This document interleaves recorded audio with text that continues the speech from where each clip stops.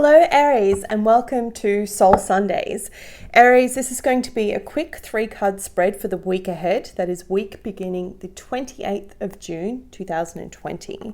Now, before I get started, I just want to give a massive shout out to all of the channel for everyone that's hung in there whilst I've been working on a new job that I started in February.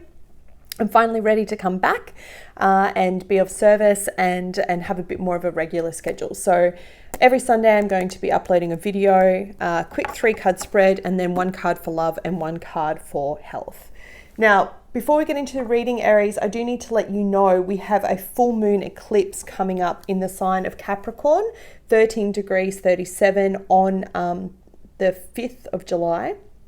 Now, for you, it's in your ambitious house, so the house of work, of visibility, of your outer self, like how you project yourself into the world, okay? It's Mars is in your home sign as well, so it's kind of like this push and pull about your appearance and what you're putting out there, and also this energy and this desire to create.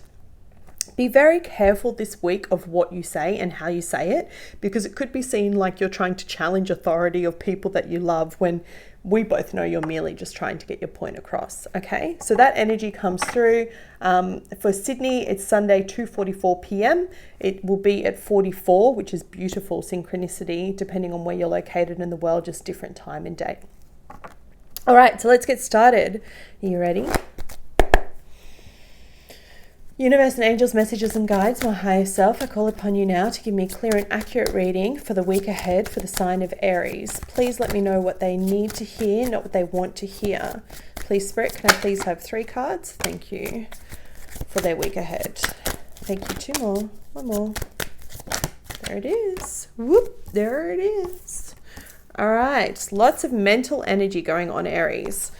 It's interesting because you've got passion going through you. You've got Mars in your own sign returning to your own sign, and Mars is going to stay there for quite a while until the end of the year. We've got 6 out of the heavenly bodies retrograde, the planets retrograde. Venus is still in her shadow, returning to her strength. It's tough energy, okay? Take COVID aside, take all the adjustments aside that we've needed to go through for the past few months and all of the challenges that we've personally faced as a result of that. There's a lot of inner shadow work needing to be done. And for you, it's all around your mentality, okay? It's quite interesting, the cards that have come up, and there's a lot of green. I don't know if you can see that. I might bring the camera just a little bit closer, but there is a lot of green being shown here. You start off the week in this power of the Queen of Swords, and I love her energy on this card, right? Because she's got her hand out, like come forth, show me what you have. For those that watch the channel frequently, you'll know I'm a Capricorn sun with an Aries rising and an Aries moon, so this is just as much my reading as it is yours. I feel this energy deeply. She's the Queen of Swords for a reason. She's come through a lot of hurdles in her life and she's ready to take on the world, but she doesn't suffer fools, okay? She's got her arm outstretched like, come here, tell me what you have to say. If I don't like it, off with your head. And it is that kind of energy. It's kind of like, I'm not taking any bullshit this week. I'm going out for the kill. And it's what I said in the beginning, just be very careful of your words, Aries. Sometimes we tend to speak before we think, act before we process, and this is a card to just be very careful of what you say.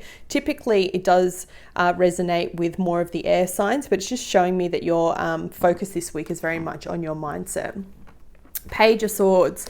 So this energy represents looking back at the past, and it's demonstrated very clearly on the card, but perhaps you're spying on someone from a romantic sense, having a look at them, maybe even keeping tabs on someone at work that might be achieving more than you and feeling a little bit of the green-eyed monster, a little bit of jealousy coming through.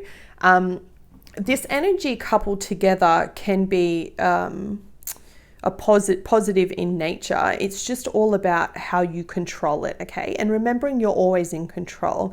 This week, I want you to catch yourself if you find yourself getting into lower vibrational energies, like of being short and rude or jealous of others. I want you to catch yourself and go, am I coming from a place of fear or am I coming from a place of love? Because for you right now, it really is that simple and that polarity. All right.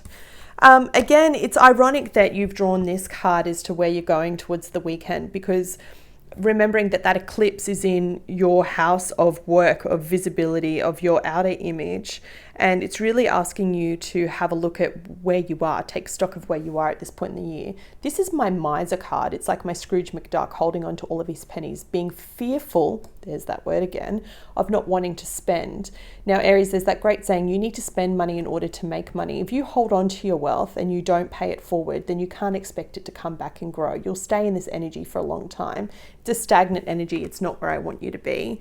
So if there's something coming up that requires an investment of your time, of your resources, of your physical material abundance and wealth, think about it, obviously. Don't act too quickly, because this is quite fast energy, but really do think about, am I going to get a return? And the truth is, whatever you invest in, you are going to reap back, okay? Keep that in your mind. For your love energy, you've drawn the card of change your focus. This is really quite interesting. Forgive me, interesting. This is the Five of Cups, and I'm going to read it to you because I think it will hold a lot of sense. And Spirit's telling me to read it to you from the book. It speaks about disappointment in love in traditional tarot, but what I love about in this book is it's about shifting your focus, right, and appreciating all that you have.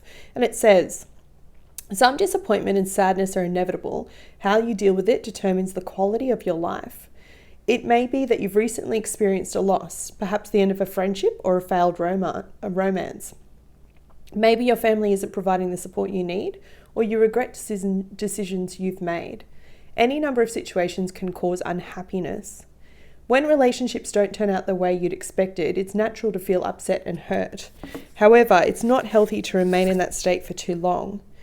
When this card appears, it's time to pull those sorrows behind you and shift your focus to what is good and positive in your life.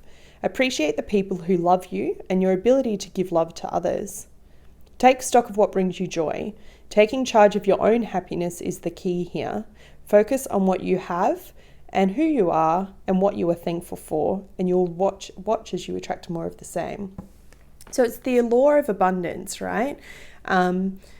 I think it's really interesting because it's telling you to focus, shift your focus from whatever's happened, whatever challenge is given you. And I feel like for some of you, this is where this card could be coming in, like spying on someone on social media.